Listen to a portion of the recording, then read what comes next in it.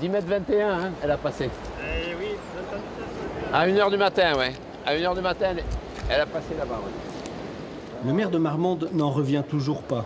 Le niveau de la Garonne a dépassé toutes les prévisions. Ici, pourtant, les riverains se sont habitués au débordement du fleuve, mais là, il a fallu partir. Et les gens qui étaient dans la plaine, qui voulaient à tout prix rester, la côte des 10 mètres les a quand même un peu effrayés. Ils sont restés, mais hier soir, j'ai bien compris, ils nous appelaient souvent, ils étaient assez angoissés. Certains ont quitté ce matin leur maison alors que la décrue s'est amorcée.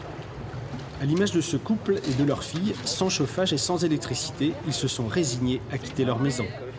On a attendu le dernier moment, oui. Si ça serait monté un peu moins, on serait resté. Mais bon. Vous avez l'habitude des crues de la Garonne? Pas à ce niveau-là. Pas comme ça, J'ai jamais connu pas ce si niveau-là. haut. Les pompiers ont ainsi évacué une centaine de personnes. La plaine de la Garonne reste sous les eaux. À 16h, la côte atteignait encore 9,50 mètres, une crue qui va rester dans la mémoire des Marmandais. Ça pousse vraiment. La Garonne, on ne l'arrête pas. Hein. Un feu, on l'arrête, mais l'eau, on ne l'arrête pas. Hein. Et c'était impressionnant.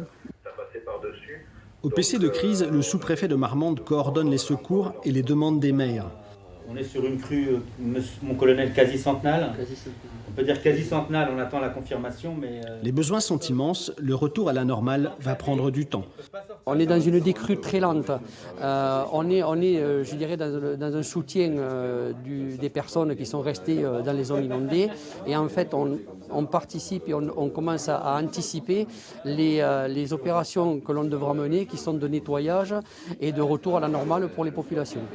Les pluies attendues dans les prochains jours devraient ralentir la décrue, avec une véritable incidence sur la baisse des eaux en début de semaine prochaine.